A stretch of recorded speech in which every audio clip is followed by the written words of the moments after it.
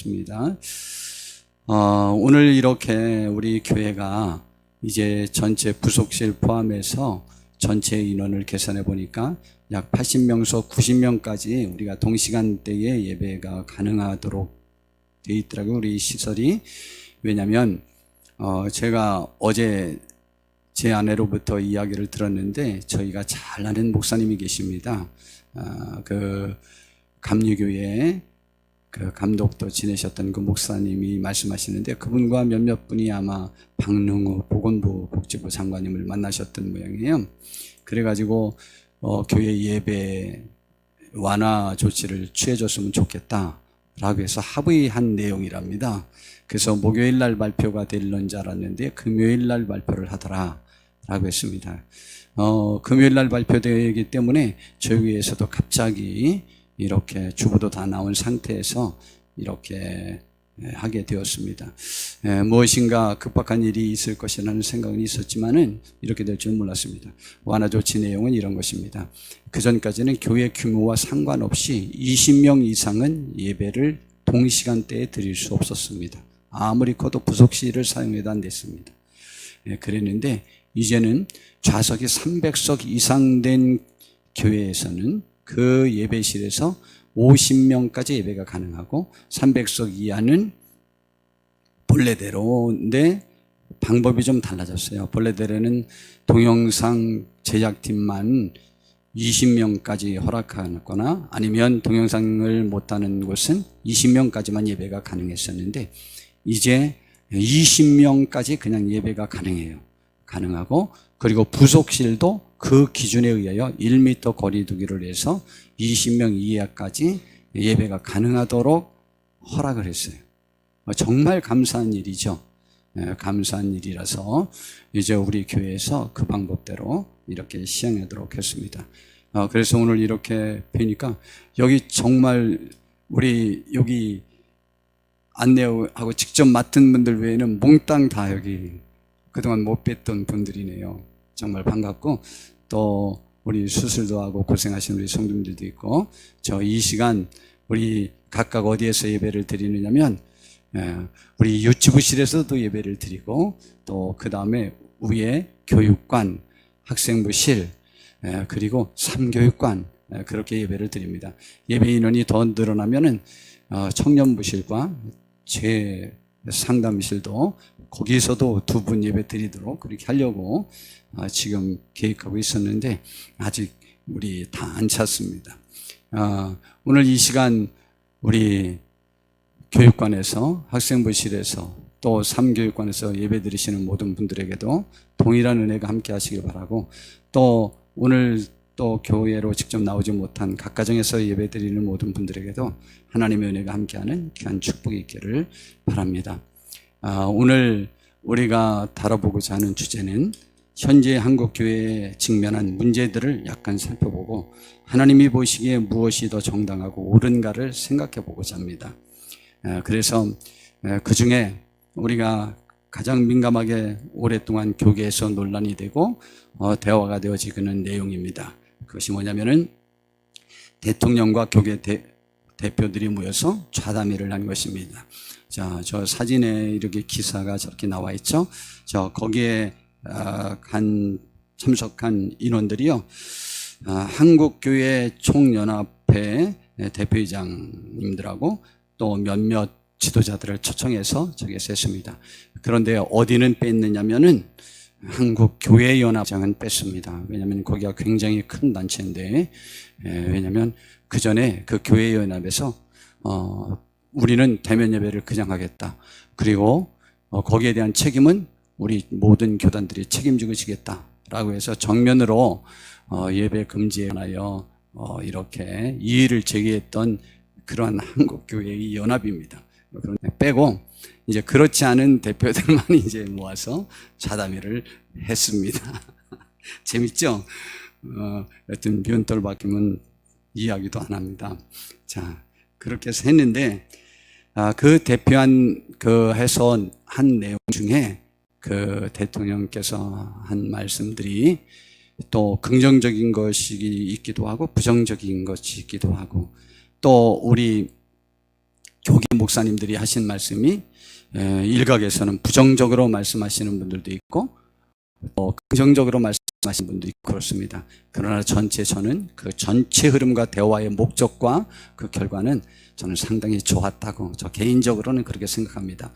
그때 이제 문재인 대통령께서 하신 말씀들 중에 우리 교계에서 많은 사람들이 대화가 나와줬던 것들이 뭐냐면 문재인 대통령이 그날 모였는데요. 그 사랑제일교회를 그 의미하는 콕 집어서 아주 강하게 비판을 했습니다.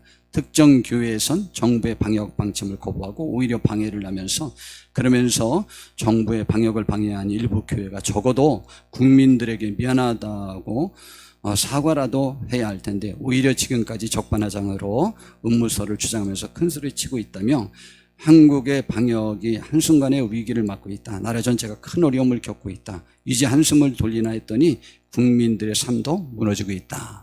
라고 이렇게 하면서 이제 대화를 시작했습니다. 물론 이제 다른 이야기들 어려울 때일수록 하나님께 기대되고 하나님께 더 간절히 기도하게 된다면서도 그러나 바이러스는 종교나 신앙을 가리지 않는다. 예배나 기도가 마음의 평화를 줄 수는 있지만 바이러스로부터 지켜주지는 못한다라고 말했습니다. 그 신앙을 가장 신앙의 정도를 걷고 완벽히 이해한 사람처럼 정의를 내리면 신앙인들은 거부감을 갖도록 되어 있습니다.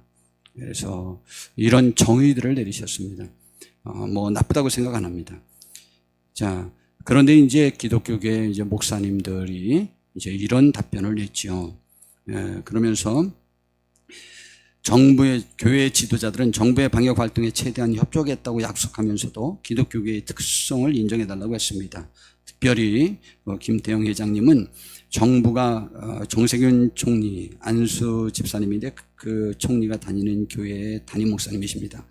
정부가 교회와 사찰, 성당 같은 종교단체를 영업장이나 사업장 취급을 하지 않았으면 좋겠다.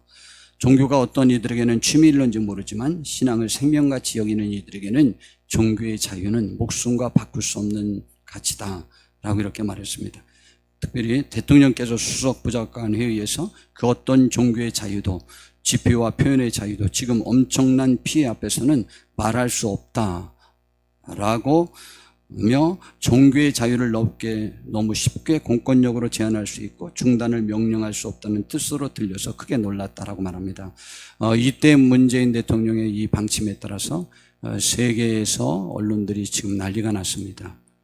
방역이라는 것을 빌미삼아 정치적인 것과 또한 교회의 자유를 지금 억압하고 있는 것으로 보인다고 해서 우리나라가 인권적이지 못한 나라로 지금 낙인 찍혀 있습니다. 자, 이러한 상태가 이제 이렇게 되었습니다. 어떻게 생각하십니까? 저는 둘 다 서로 다 같은 의견이라고 생각하고 좋은 의견이라고 생각합니다. 그런데 여기에 한국 교계가 의견이 반분이 아닙니다. 한 20대 1, 30대 1로 나눠져 있는데 다른 데는 전광훈 목사님을 옳지 않다고 생각합니다. 옳지 않다고 생각하나 그 사람을 한국 교단에서 제거해야 된다, 이단이다 라고 하는 말은 하지 않습니다. 딱 한 군데에서만 합니다. 한국 기독교 장로회. 거기는 문익환 목사님, 문성근 씨, 뭐 그런 분들의 교단입니다. 거기는 대표적으로 진보 진영입니다. 그곳에서만 그렇게 합니다. 한국 전체 교단에서 그러지는 않습니다. 그러면 여기에 다른 갈라진 그 교계의 의견이 그렇게 있다고 할지라도 저는 거기에 대한 의견을 지금 많이 제시하지 않으려고 합니다. 다만 제가 한 말씀만은 드리고 넘어가야 될 것 같습니다. 정광훈 목사님에 대한 저의 생각입니다.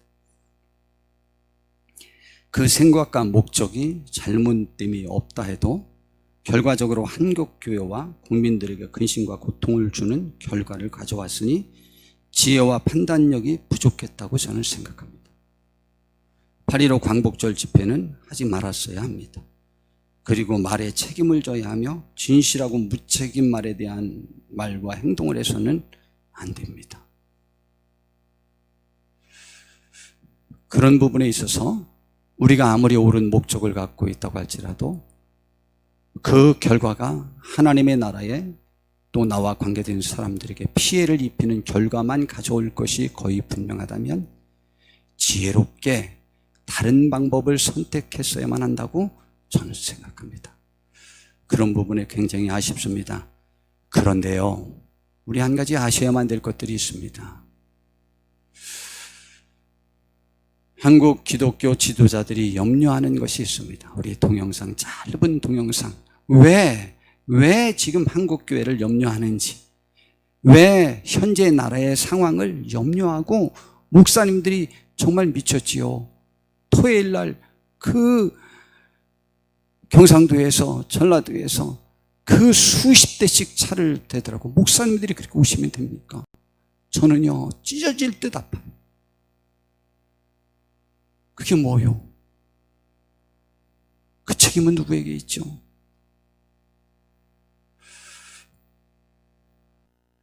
한번 들어보도록 하겠습니다.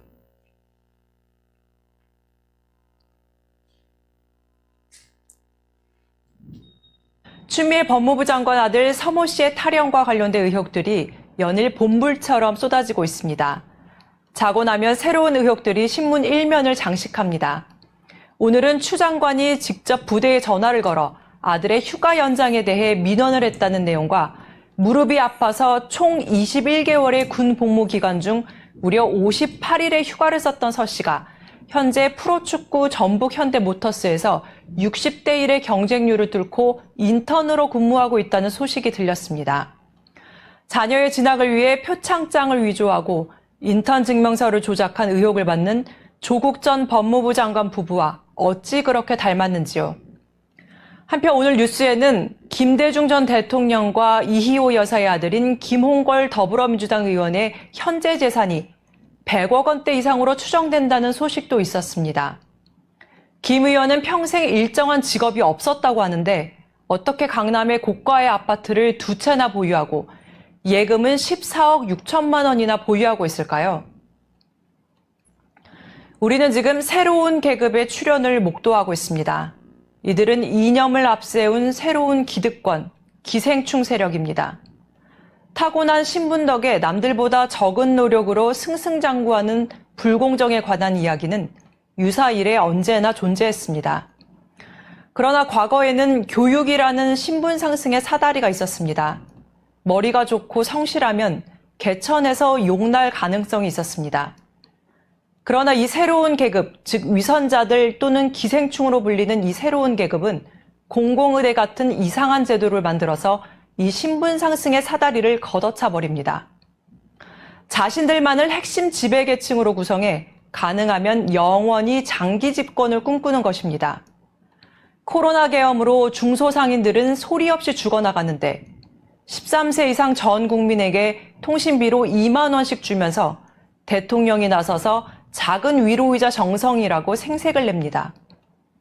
그러나 그 2만 원은 원래 국민이 낸 세금이 아니었던가요? 이들은 몇 푼 안 되는 현금 살포로 국민을 무기력하고 정부 의존적인 인간형으로 개조하고 있습니다. 마르크스의 후계자이자 러시아 공산혁명의 주역이었던 레닌은 중산층을 세금과 인플레이션의 맷돌로 으깨버려라. 더 이상 노력으로 계층 상승이 불가능한 사회를 만들어라. 이렇게 주문했습니다. 또한 레닌은 중산층을 과도한 세금과 집값 상승으로 척살하고 다수의 빈민층들이 가진 자를 혐오하게 만들어 국가 공권력 및 구호품에 절대적으로 의존하게 만들고 공산정부를 절대적으로 지지하게끔 조종하는 것이 공산당 정권 유지의 비결이라고 했습니다. 100여 년 전 레닌이 공산주의 정권 유지를 위해 제시한 전략이 오늘날 대한민국에서 그대로 재현되고 있는 것을 보면 소름이 끼칩니다. 내용이 좀 과격하고 그렇죠. 이거를 대한민국의 그 목사님들이 이러한 내용을 매번 시청하고 있다는 거예요. 반대 것은 또 괜찮은지 압니까? 제가 반대 것도 들어보면 거기도 새빨간 거짓말들이에요. 다 똑같아. 극우나 극좌나 다 거짓말이야. 그런데요, 염려하는 것은 지역을 염려하는 거야. 앞에 이제 뭐 계층 이런 거 얘기한 거, 그거는 좀 너무 좀 그렇잖아요. 표현이 좀 그런데, 그 레닌. 그런데요, 우리나라 현 정부에 있는 많은 인원들이 이미 주사파 출신들입니다. 청문회에서도 전혀 부인하지 않고요. 이제는 그걸 바꿀 의향에 관해서 요구할 이유도 없다는 거예요. 자유 대한민국이니까. 그러니까 그분들은 그러한 자아, 클릭 이념에 사로잡히는 분이고 주사파의 사상이 많이 물들어지는 분들입니다. 결론은 그들은 최종의 적이 있습니다. 교회와 미국입니다. 그로 인해서 부작용이 있고 우리나라가 그렇게 되지 않을까. 그래서 교회가 이후로 어렵지 않을까라는 불안감이 지금 너무 많은 겁니다. 그러다 보니까 정말 너무 안타깝죠? 안타까운 현상이 일어납니다. 앞에 표현들은 다 지우십시오. 지워도 괜찮고, 다만 그 레닌의 주장, 정말 무섭지 않습니까? 제가 3년 전에 중국을 갔었는데, 4년 전인가. 우리나라 그때 이제 처음으로 명절날 고속도로 통행료 면제했을 때입니다. 제가 너무 그 정책이 의아했습니다. 그 작은 기금을 모아서 다른 데 투자하는 것이 훨씬 낫겠다는 생각은 저의 생각입니다. 그러나 다만 이것이 어디서 나왔을까? 했는데 중국을 갔더니 중국이 명절날 고속도로 통행료를 면제한다는 거예요. 저는 별로 기분이 좋지 않았습니다. 좀 섬찟했습니다. 다 상관없습니다. 우리를 돌아봐야 되겠다는 것입니다. 다만 제가 이번 추석 때는 우리 이웃 주민들에게 고기를 전부 나눠드리면서 거기에 제 글을 써서 넣어드리려고 합니다. 내용은 교회가 너무 근심시켰고 염려시켰고 부담스럽게 만들어서 죄송합니다 라는 글을 제가 넣으면서 우리 모든 지역분들에게 인사를 하려고 합니다. 제가 마음이 아파요. 자, 우리 성도님들에게 있어서 하나님과 그분의 명령과 교회와 신앙의 예배 가치는 어느 정도입니까? 사람은 무엇에 대하여 기뻐하는지, 슬퍼하는지, 절망하는지, 희망스러운지, 분노하는지, 만족해하는지에 따라서 그 사람의 내면과 목적과 사람 됨됨이를 알 수 있습니다. 우리는 지금 무엇을 인하여 슬프고 절망스럽고 분노합니까? 반대로 우리는 지금 무엇을 인하여 기쁘고 희망차며 흡족합니까? 우리는 하나님의 사람들입니다. 우리는 하나님의 영이 우리 속에 계신 하나님의 사람들입니다. 우리는 하나님의 목적과 뜻에 따라 울고 웃고 절망하며 희망에 차고 분노해하며 만족해하는 모습을 볼 수 있길 간절히 바랍니다. 하나님으로 인하여 하나님을 생각해서 아프고 하나님을 생각해서 기쁘고 하나님을 생각해서 슬프고 하나님을 생각해서 우리의 마음속에 또 다른 기쁨이 있고 하나님 때문에 절망스럽고 하나님 때문에 희망차고 그런 모습 제가 보고 싶습니다. 그 사람이 하나님의 사람입니다. 성경에서 가르치는 모든 말씀을 한마디로 요약해 본다면 무엇이냐 라고 한다면 주님이 구약성경 말씀을 인용해서 요약해서 말씀하신 겁니다. 네 마음을 다하고 목숨을 다하고 뜻을 다하여 주 너의 하나님을 사랑하라 하셨으니 이것이 크고 첫째 되는 계명이고 둘째도 그거와 똑같은 건데 너와 내 이웃을 네 자신같이 사랑하라. 이 두 가지가 성경 전체에서 가르쳐 주는 것을 완전히 요약한 것이다 라는 것이죠. 성도 여러분, 우리가 하나님을 저렇게 사랑하십니까? 이웃을 내 몸만큼 사랑하십니까? 제가 옛날에 제 마음이 좋은 마음이라고는 생각하지 않습니다. 전철에 있었는데 그 아이 때문에 좋아서 어쩔 줄 몰라 하는 그 엄마를 보면서 제가 미치기도 했지만 슬픈 거죠. 자기 아기를 건드리면 큰일 나지만 남의 아이 남이 건드리는 것은 관심을 안 가질 엄마일 수도 있겠다. 내 아이가 그렇게 귀하면 남의 아이도 그렇게 귀하면 참 좋겠다 라는 생각을 하면서 슬펐다고 제가 설교했다가 상처받았다고 하는 성도님 이야기를 들었습니다. 지금도 상처받을 수 있으시겠지만 남도 사랑하여야만 합니다. 사람을 왜 창조했는지 성경은 이렇게 가르쳐주고 있습니다. 창조 목적이 있습니다. 너희가 먹든지 마시든지 무엇을 하든지 다 하나님의 영광을 위하여 하래요. 그러면서 유대인에게나 헬레인에게나 하나님의 교회나 거치는 자가 되지 말고 모든 사람에게, 여러분 내가 옳았다고 하더라도 바울 사도는 자기가 옳다고 생각하는 것도 안에서 하나님 앞에 죄 짓는 것이 아니라면, 그것이 남에게 상처를 주지 않고 유익을 줄 수 있다면 본인은 그것을 하지 않겠다는 거예요. 해도 괜찮은 것이라고 하더라도, 성경에서 괜찮다고 하더라도, 그러나 성경에서 요구하는 바는 다른 사람이에요. 그러면서 뭐라고 말하는지 압니까? 그러므로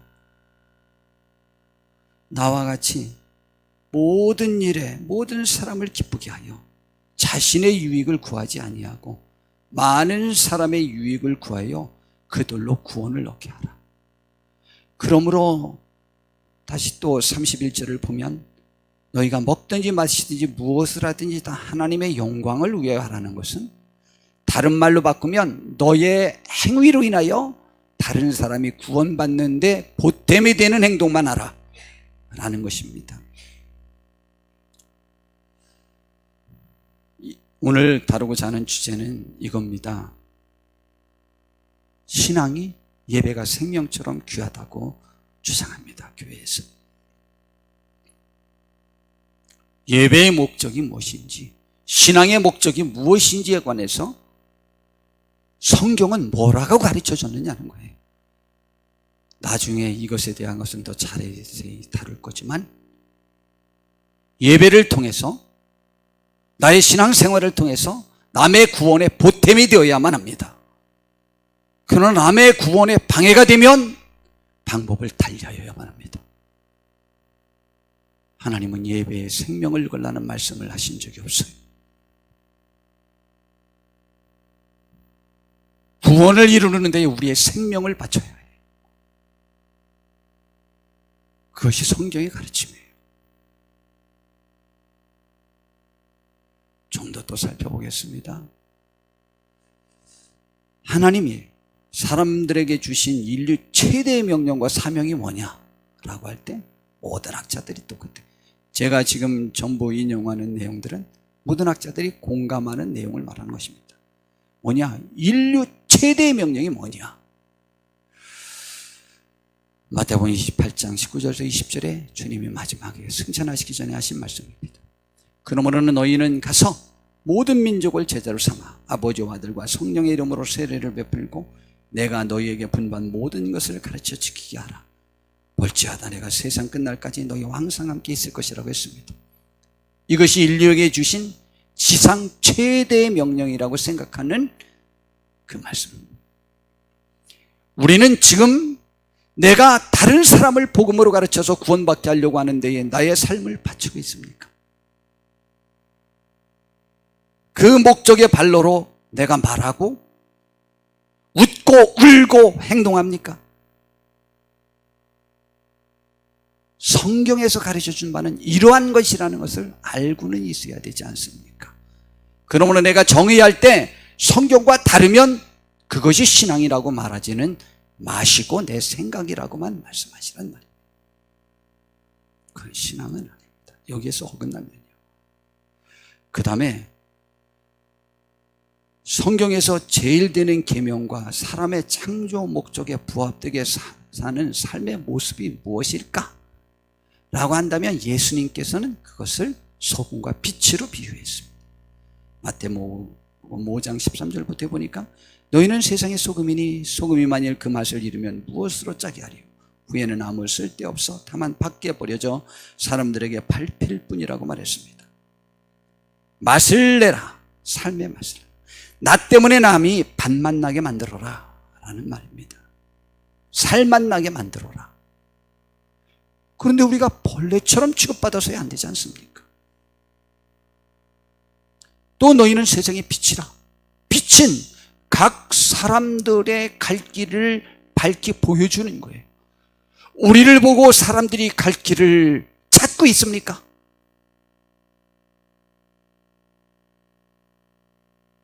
바로 그 부분입니다. 그러면서 16절에 이같이 너희 빛이 사람 앞에 비치게 하여 그들 너희 착한 행실을 보고 하늘에 계신 너희 아버지께 영광을 돌리게 하라. 그 삶이 뭐냐? 주님의 말씀으로는 착한 행실. 하나님께 영광은 못. 바울 사도의 표현으로는 먹든지 마시든지 다 하나님의 영광을 위해서 하는데 남의 유익을 구하여 그들로 구원받게 하라. 하나님께 영광을 돌리게 하라는 것은 구원받게 하라는 거예요. 교회에 대한 정의가 있습니다. 성경에. 사도행전 20장 28절에 에베소 교회 목사님들을, 장로님들인데 지금의 목사님들이에요. 그들을 모아놓고 장로님들이라도 괜찮습니다. 교회를 뭐라고 정의했느냐면 하나님이 자기 피로 사신 교회라고 정의했습니다. 그렇게 가치를 보였어요. 교회는 우리 자신이라는 것 아시죠? 그리고 회집된 교회도 교회입니다. 그리고 에베소서 5장 30절에는 우리는 그 몸의 지체가 되었다고 그랬어요. 교회잖아요, 교회. 그 몸은 누구냐? 그가 누구냐? 예수님이에요. 예수님은 교회의 몸이 되었다. 그래서 성경에는 교회를 주의 몸된 교회라고 말합니다. 우리는 뭐가 되고요? 그분의 지체. 몸의 눈, 코, 입, 손가락, 발, 이게 지체입니다. 성경은 뭘 가르쳐 주냐? 손가락이 아파도 내 몸이 아픈 것이다. 우리가 아프면 주님이 아파요. 그러므로 우리는 난 아프다고 교인 누가 안 아픈 것을 고통을 못 느끼면 안 된다. 우리는 한 몸이 되어야 한다라는 가르침입니다. 교회에 대한 정의입니다. 한국교회를 아파하십니까? 슬퍼하십니까? 한국교회를 보고 기뻐하십니까? 우리는 누구를 위하여 분노하고 계십니까? 누구를 위하여 슬퍼하고 계십니까?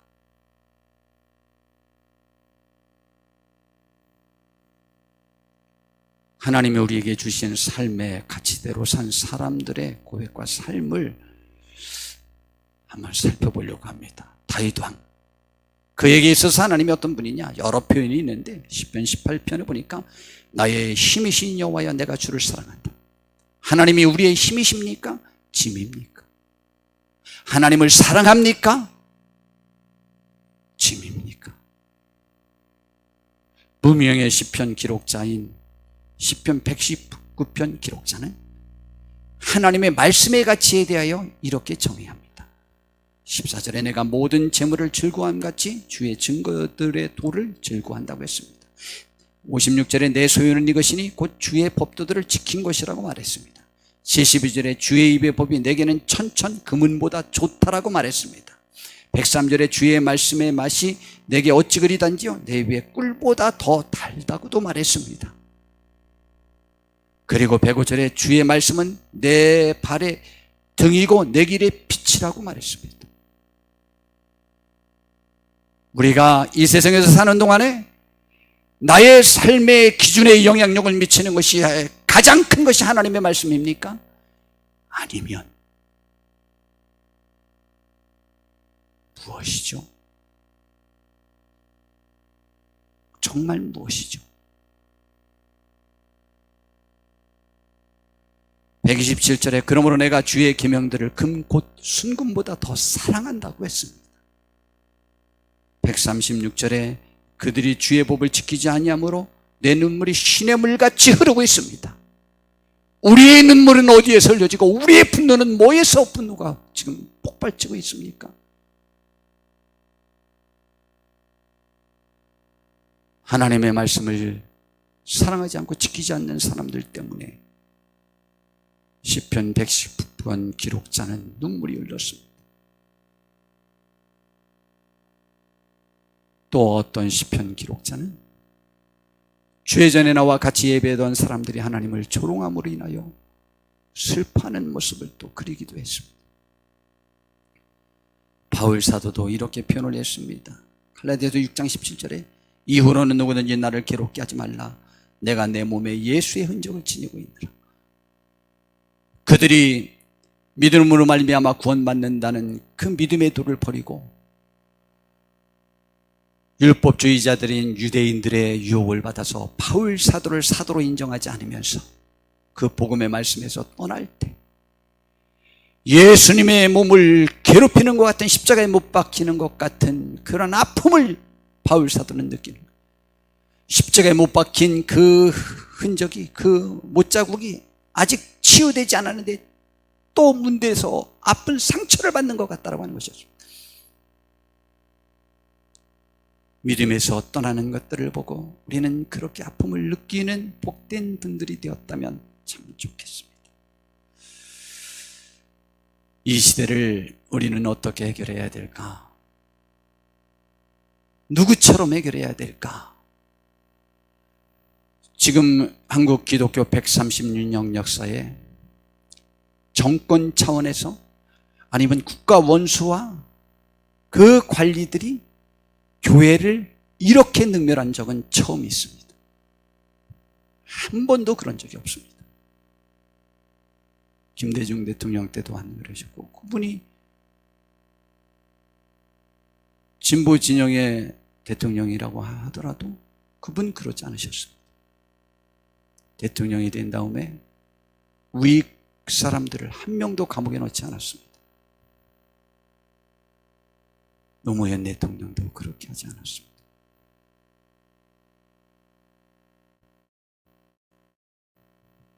그들이 비록 진보 진영의 분들이라고 하더라도요. 그런데 지금은 다릅니다. 전체가 세상이 많이 변했습니다. 그런데요, 바벨론에서 유다를 멸망시키고 성전을 무너뜨리고 귀한 사람들은 다 잡아다가 자기의 포로로, 자기 나라로 끌고 와서 포로 생활을 시키는 그 나라에서 살던 유다인들이 그 핍박의 제국 앞에서 그들의 신앙을 지키기 위하여 그들이 행했던 그 모습을 우리가 행해야 되지 않느냐라는 생각이 듭니다. 그들의 모습을 살펴보면 그 중에 다니엘과 다니엘의 세 친구들이, 바벨론은요 120개 도가 있습니다. 우리나라는 옛날에 팔도강산이라고 했지 않습니까? 지금은 13도지만 120개 도를 다스리는 제국입니다. 그런데요, 각 나라에서 잡아온 사람들도, 뛰어난 사람들은 총리까지도 임명하는 나라가 그 나라였습니다. 그 제국의 2인자까지도 임명했습니다. 그래서 그들 중에 뛰어난 사람들을 나라에서 운영하는 학교에서, 그 기관에서 공부를 하고 그들을 준비시켰습니다. 그런데 거기에 다니엘과 사드락, 메삭, 아벳노고 이 세 명, 네 명이 다니엘의 친구들 세 명과 함께 그곳에서 공부를 하게 되었습니다. 그런데요, 거기에서 나오는 음식이 궁중 음식이 나온 거예요. 그런데 궁중 음식이 유다인들이 먹지 말아야 될 음식이 포함되어 있는 거예요. 술, 첫 번째 술, 그리고 돼지고기. 근데 우리는 술 잘 먹는 분도 계시잖아요. 근데 술 뭐 괜찮습니다. 괜찮은데 그보다 더 중요한 건 다른 것입니다. 그런데 그것을 먹어서 자기들을 더럽히는 것을 원하지 않았습니다. 그래서 그가 부탁을 했어요. 그들이 그 자기를 맡은 환관장에게 그 사실을 말했더니 그 환관장이 이렇게 말했습니다. 다니엘에게 말하기를, 다니엘 1장 10절에 보니까 환관장이 다니엘에게 이르되 내가 내 주 왕을 두려워하노라. 그가 너희 먹을 것과 너희 마실 것을 지정하셨거늘 너희의 얼굴이 초췌하여 같은 또래의 소년들만 못한 것을 그가 보게 할 것이 무엇이냐. 그렇기 때문에 너희 때문에 내 머리가 왕 앞에서 위태롭게 되리라. 여러분, 나 혼자 책임질 수 있는 것은 해도 됩니다. 뒤에 가서 말하려고 하는데, 그러나 전염병은 다릅니다. 저렇게 내가 너희 때문에 내가 위험해진다, 너희들이 만약 말라지면은. 그런데요, 그가 이렇게 말했습니다. 자기가 해결할 수 없으니까 총감독관에 이들을 데리고 왔어요. 그러자 당신의 종들을, 12절에 보니까 청하오니 당신의 종들을 열흘 동안 시험하여 채식을 주어 먹게 하고 물을 주어 마시게 한 후에, 술 말고 물로 마실 테니까 당신 앞에서 우리의 얼굴과 왕의 음식을 먹는 소년들의 얼굴과 비교하여 보아서 당신의 보는 대로 종들에게 행하소서. 멋있지 않아요? 열흘 후에 봤더니 너무 더 좋아요, 이들이 4명이. 그래서 그들에게 채식만 줬고요, 그리고 그들에게 하나님의 은총을 베푸셨는데 17절에 보니까 네 소년들에게 학문을 주시고 모든 서적을 깨닫게 하시고 지혜를 주셨으니 다니엘은 또 모든 환상과 꿈을 깨달아 아는 사람이 되었습니다. 그래서 그들을 높이 사용했습니다, 왕이. 그리고 다니엘은요, 페르시아가 등극 나와서 바벨론을 멸망시키고 고레스 왕제가 있을 때까지도, 다리오 왕제까지도 총리를 맡았습니다. 겸손하고 아름답고 내 행동과 내 말의 책임을 우리 스스로가 지겠다고 말하지 않습니까? 막 말해놓고 책임을 지지 못하면 안 됩니다. 지도자는 말과 행동이 일치되어야만 합니다. 지금 그런 부분에 무책임하다라고 많은 사람들이 생각하지 않습니까? 조심해야 됩니다. 교회는 정말 조심하여야만 합니다. 다니엘입니다. 다니엘이요, 그의 겸손한 말씨들을 제가 본받자고 하는 거예요. 왜냐하면 저도 겸손하게 말하지 못하잖아요. 저도 너무 단정적으로 말하면 청년들이나 성도님들이 다 반발합니다. 지난주에도 똑같아요. 제가 어떤 청년이가 뭐라고 말했더니 확 그러더라고요. 근데 그 청년이 나빠 보이지 않아요.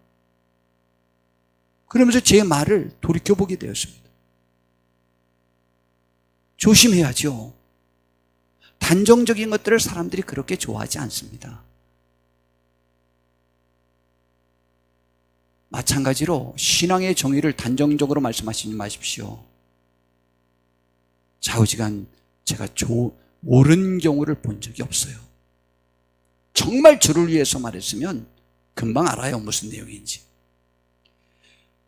느부갓네살 황제가요, 큰 환상을 봤어요. 아주 그냥 하늘까지 닿는 그 큰 신상이 있었는데 그것이 그냥 갑자기 어디서 나타난 돌에 의하여 확 깨져가지고 전 세계를 덮어버렸어요. 그 꿈을 꾸고 이 꿈이 무엇인가 고민을 해서 자기 나라의 모든 고관대작, 그리고 그런 점장이들, 학술가들, 뭐 그런 사람들을 모아서 내 꿈을 해석하라는 거예요. 그런데 거기 술사들이, 바벨론의 술사들이 모여가지고 지금 그 임금님 꿈 얘기를 해줘야 우리가 해몽을 해드리거든 아닙니까? 그랬더니 시간 끌려고 그러고 나를 놀리려고 하지 말아라. 너희들이 진짜 술사면 내 꿈 얘기 안 해주고도 맞춰야 된다. 말미를 줘서 안 되니까 전부 죽이라고 명령을 내렸습니다. 그래가지고 그 지금 관리가 그 술사들 찾아서 전부 죽이려고 막 급히 나갔는데 다니엘이 물어봤어요. 왜 그렇게 급히 나가십니까? 사실을 말하자. 그렇다면 죽이는 거 조금 뒤로 하고 제가 해석해 드리겠다라고 가서 좀 말씀을 드려주시죠. 그랬어요. 얼마나 그 사람이 또 반가웠겠습니까? 막 죽이는 게 낫겠어요. 그래서 데리고 왔더니 왕이 네가 정말 해석할 수 있냐? 시간만 주면 제가 해석해 드리겠습니다. 그리고 그것은 하나님만이 해결할 수 있는 겁니다. 그리고 자기 친구들을 모았어요. 그리고 금식하면서 하나님께 기도했어요. 이것 좀 알려달라고. 그래가지고요, 결국은 그 꿈의 해몽을 해드렸습니다. 그랬는데 그로 인하여 다니엘이 높아졌습니다. 저는 이거 겸손하면서 그리고 결사적으로 하나님께 기도하면서 그런 응답을 받아서 해석해서 왕을 시원하게 하고 국민들을 살리는, 그게 기독교인들이 할 일이죠. 그 다음에 다니엘서 3장에 보니까 느부갓네살 황제가 높이가 60규빗 27m 그리고 너비가 6규빗 2.7m 1규빗이 45cm니까 27m 높이의 너비가 그 지름이 2.7m의 금신상을 만들었어요. 금신상을. 그리고는 자기 백성들 전체가 악기를 동원하여 악기를 연주하면 거기에 전부 엎드려 절하라고 했어요.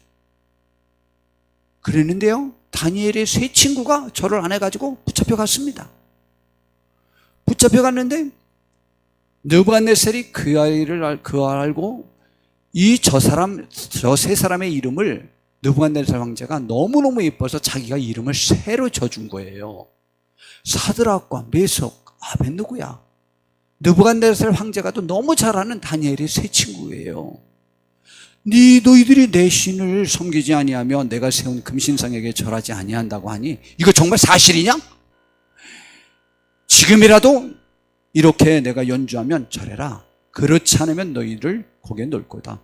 그런데 이때 또 이런 말을 넣으면 안 된다니까요. 너희를 내 손에서 건져낼 신이 누구이겠느냐, 이런 말은 하지 말라고요. 하나님과 나랑 싸우지 말라고요. 왜 하나님과 견줘요? 그랬더니 답변을 말합니다. 우리가 임금님께 답변할 필요가 없습니다. 참 고마운 임금님이죠. 그러면서 만약 왕이요, 우리가 섬기는 하나님이 계시다면 우리를 맹렬히 타는 풀무불 가운데서 능히 건져내시겠고 왕의 손에서도 건져낼 것입니다. 그런데 그렇게 하지 않는다고 할지라도 우리는 사실 신상에 절할 의사가 없습니다. 겸손하고 단호하잖아요. 너무 멋있지 않아요? 이 느부갓네살 황제의 은덕을 입고 지금 편히 관리 생활하고 있는 사람이에요, 이들이. 근데 너무 화가 나가지고 당장 7배나 풀무불 온도를 높여라. 그래서 그들을 갑자기 급해서 넣은 사람이, 관리들이요, 그 불길에 타서 죽었어요, 집행관들이. 그런데 다니엘, 사드락과 메삭과 아벳느고는요, 그들의 그 관복조차 눌지 않고 살아나왔습니다. 그 하나님을 높이라고 말했습니다. 정말 참 말편이 좋잖아요. 느부갓네살이 말하여 이르시되 사드락과 메삭과 아벳느고의 하나님을 찬송할지로다. 그가 그의 천사를 보내사 자기를 의리하고 그들의 몸을 바쳐 왕의 명령을 거역하고 그 하나님밖에는 다른 신을 섬기지 아니하고 그에게 절하지 아니한 종들을 구원하셨도다. 그러면서요, 그 하나님을 높이라고, 이제 내가 모두 조서를 내리리라. 만약 이 하나님을 무시하고 경솔히 여기는 사람은 그 몸을 쪼개고 그 집을 걸음토로 삼을지니 이는 이같이 사람을 구원할 다른 신이 없다라고 했습니다. 자기 생명을 내걸고 한 거예요. 다른 사람들에게 같이 피해를 전파하면서 한 게 아니에요. 여러분, 신앙은 잘 생각하셔야만 합니다. 지혜가 필요합니다. 지각이 필요합니다. 판단력이 필요합니다. 지혜롭게 하셔야만 합니다. 다니엘이요 사자굴에 들어간 적이 있어요. 왜 사자굴에 들어갔냐면요, 이제 나라가 바뀌었어요. 바벨로니아가 망하고 페르시아 제국이 들어섰는데 세상에 그전 총리를 그대로 총리를 사용해요. 세상에 그 정도로 인정받았어요. 그랬는데 다른 동료들이요 다니엘을 보니까 트집을 잡을 게 없는 거예요. 그래가지고 저 사람 트집 잡을 건 신앙으로만 트집 잡을 수 있겠다. 그래서 다리오 왕정에다 한 달 동안 말미를 정해서, 우리나라 한 달 동안 예배 못 드리게 하는 거랑 똑같죠. 한 달 동안 말미를 정해서 어떤 신에게도 기도하지 못하고 이름을 불러 예배하지 못하는 조서를 정합시다. 그래서 왕이 오인을 찍었어요. 막 관리가 전체 와서 말하는데 하고 싶지 않았지만 찍었어요. 근데 성경은 뭐라고 말을 하는지 압니까? 다니엘서 6장 10절에 다니엘이 이 조서에 왕의 도장이 찍힌 것을 알고도 자기 집에 돌아가서는 윗방에 올라가 예루살렘으로 향한 창문을 열고 전에 하던 대로 하루 3번씩 무릎을 꿇고 기도하며 그의 하나님께 감사하였더라. 그래가지고 붙잡혀가지고 사자굴에 들어갔어요. 밤새워 잠을 못 자던 그 다리오 왕이요 금식하면서 고민하다가 새벽이 돼서 쫓아나갔어요. 문 열어라. 그리고는 소리쳤습니다. 사신 하나님을 사랑하는 나의 사랑하는 다니엘아, 네가 섬기는 하나님이 너를 지켜줬냐? 울면서 물어봤어요. 그랬더니 밑에서 우렁찬 소리가 들렸어요. 왕이여 만세수를 누리소서, 당장 꺼내라. 그리고 저 다니엘을 모함한 그 사람들 전부 잡아서 가족과 함께 넣어라. 그 가족과 함께 넣었는데 성경에 이렇게 말했어요. 그들이 바닥에 떨어지기 전에 사자들이 그를 물어 뼈째 다 삼켜버렸다 그랬습니다. 멋있지 않아요? 우리도 이런 신앙인이 되기를 바랍니다. 안식일과 예배에 관해서 말씀을 드리려고 합니다. 10계명의 안식일은 10개 계명이 있는데 유대인들이 제일 정성 들여 지킨 것이 안식일입니다. 맞습니다. 우리의 삶 속에서 하나님의 백성임을 보일 수 있는 가장 큰 모습은요, 나 외에 다른 신을 두지 말라, 또 우상을 숭배하지 마라, 여호와 이름 망령되이 일컫지 말라 라고 하는 것들보다 더 우리의 삶 속에서 매번 실천하는 모습으로 보여야 될 것이 안식일입니다. 그래서 이스라엘 백성들은요 안식일에 대한 세칙을 39개나 만들어 놓아서 지켰어요. 그런데 그들이 어느 정도까지 했느냐면 안식일 날 일하지 않으려고 적이 쳐들어와도 칼을 들지 않은 거예요. 그래갖고 굉장히 피해를 많이 봤어요. 그래서 다시 법을 제정했어요. 안식일 날 하면서 뭐라고 말했냐면, 생명이나 건강이 심각한 위험을 받을 경우 그때는 우리는 칼을 들어야 한다. 그 일에는 해야 한다. 병에 관한 것은 그랬죠. 여러분, 안식일 날 되면 모든 남자들은 죽게 나와야 하고 제사도 드려야 되고 6월 새 3대 절기를 또 다 지켜야만 했습니다. 그런데 거기에 참석하지 않는 사람은 유대 민족에서 제외됩니다. 그럼에도 불구하고 그때 참석하지 못할 사람이 있는데 부정탄 사람들 중에 대표적으로 지금으로 말하면 한센병, 성경은 문둥병이라고 했는데 그 병에 걸린 사람들은요 예배가 뭡니까? 제사가 뭡니까? 가정에서도 못 있고 완전히 격리 수용했습니다. 여러분, 예배가 뭐죠? 구원의 역사를 이루는 거예요. 생명의 역사를 이루는 거예요. 여러분, 우리 이 시대를 과연 우리가 예배의 중요성을 아무리 강조해도 부족함이 없을 겁니다. 그러나 그 예배는 구원의 역사를 이루는데 합당해야만 합니다. 이 예배에 관한 것은, 제사에 관한 것은 나중에 주제로 다시 한번 말씀을 드리려고 합니다. 주님도요 우리에게 이런 말씀을 주셨어요. 마태복음 10장에 전도하러 그 제자들을 보내면서 하신 말씀이에요. 보라, 내가 너희를 보냄이 양을 이리 가운데 보낸것 같도다. 그러므로 너희는 뱀같이 지혜롭고 비둘기같이 순결해야 될 것을 가르쳐주고 있습니다. 억울하게 고난을 당할 것 다 말했습니다. 모든 사람들이 원수로 너희들을 괴롭힐 것을 말씀해 주셨습니다. 그러나 뱀같이 지혜롭고 절대적으로 순결해야만 합니다. 아멘 합시다. 아멘.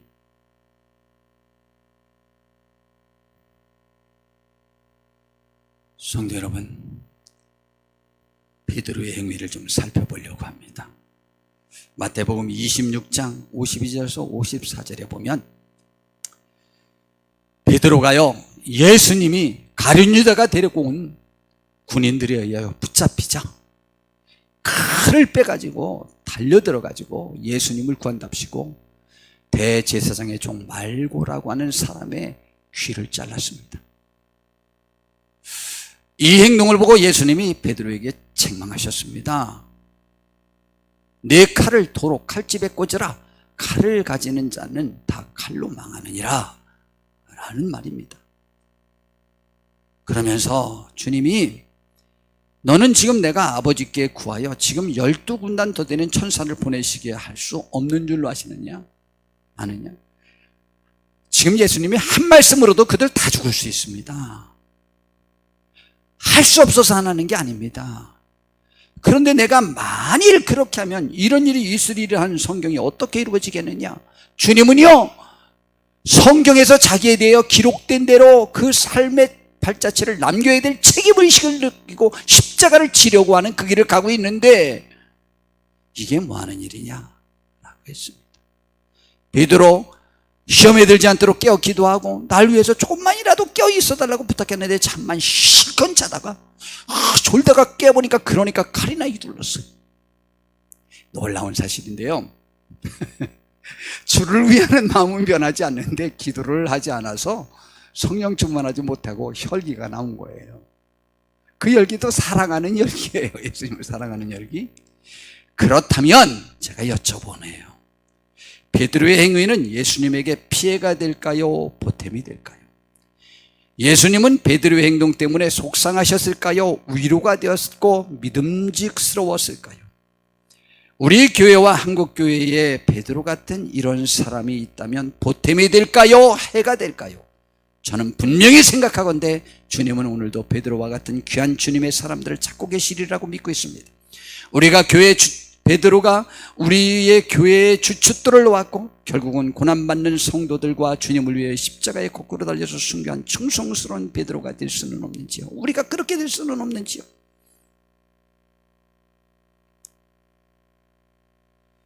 오늘 성경 본문에서 이렇게 말을 합니다. 지각을 사용하는 장성한 그리스도인들이 됩시다 라고 말했습니다. 히브리서 5장 12절부터 해보니까 때가 오래되었으므로 너희가 마땅히 선생이 되었을 터인데 너희가 다시 하나님의 말씀의 초보에 대하여 누구에게서 가르침을 받아야 할 처지이니 단단한 음식은 못 먹고 젖이나 먹어야 할 자가 되었다라고 말했습니다. 신앙이 어린아이 같다는 것이죠. 그럼 신앙이 성장한 사람은 누구냐? 이는 젖을 먹는 자마다 어린아이니 의의 말씀을 경험하지 못한 자요 단단한 음식은 장성한 자의 것이니 그들은 어떤 특질이 있냐? 지각을 사용함으로 연단을 받아 선악을 분별할 줄 아는 자다. 지각을 사용한다는 말의 반대는 감각을 사용하지도 않고 보이는 것을 사용하지도 않고 듣는 것을 사용하지도 않고 모든 것을 포함하여 총체적인 결론을 내릴 수 있는 지혜, 그거예요. 신앙은 그게 필요한 거예요. 그렇게 해서 선악을 분별하여 하나님께 영광, 다른 말로 바꾸면 다른 사람에게 유익을 돌려서 그들이 우리를 좋게 여겨 우리가 왜 그렇게 하는지 그 원인을 발견해 봤더니 그 내면에 하나님 때문에 그렇더라. 그렇다면 저 사람이 믿는 하나님을 나도 우리도 믿고 싶다라고 하는 것을 말할 수 있어서 하나님이 생각해서 옳다 여길 수 있는 그 일을 하면 그런 일이 벌어지는데 그런 일을 하는 사람이 성숙한 신앙입니다. 목적이 거기에 있어야 저 지각을 사용하려고 노력하지 않겠습니까? 우리의 목적은 어디에 있습니까? 하나님께 영광, 구원의 역사, 복음을 땅끝까지 전파하는 것, 그분의 말씀을 생명처럼 귀히 여기하고 하나님을 사랑하고 이웃을 사랑하는 것, 내 행동으로 남에게 맛을 내는 것, 그러기 위해서 내가 남에게 상처 줄 일이 무엇인가를 돌이켜보아서 그것을 없애야 되지 않습니까? 우리의 분노와 슬픔은 교회를 위한 것인지에 관하여 본심으로 생각하셔야 하고, 나의 기쁨과 희망은 교회 때문에 교회를 위한 것인지 무엇인지를 우리 한번 생각해 볼 수 있는 이 시간이 되어지길 바라고, 우리가 주님 때문에 기쁘고 주님 때문에 슬프고 그런다면 참 좋겠습니다. 근데 놀라운 사실은 성경은 가르쳐 주기를 그러한 사람이 그 삶을 하나님이 책임져 주겠다고도 약속하셨습니다. 그 믿음이 우리를 지배하여 세상을 이기고 남들을 구원하고 유익에 그칠 수 있는 우리만의 교회, 한국교회라고 말하기도 제가 죄송스럽잖아요. 우리 이만의 성도님들 됩시다. 이번 명절에 우리 성도님들 다 뵐 겁니다. 그때 우리의 기쁨으로 만나고 우리 한번 이 하나님의 말씀대로 살아보려고 다짐하는 다짐의 계기가 되길 바라고, 그리고 이웃들도 진심으로 전하는 그 죄송한 마음과 그들을 사랑하는 마음이 전달될 수 있는 계기가 되기를 바랍니다. 기도하겠습니다. 하나님 아버지여, 우리를 도와주시옵소서. 함께해 주시옵소서. 예수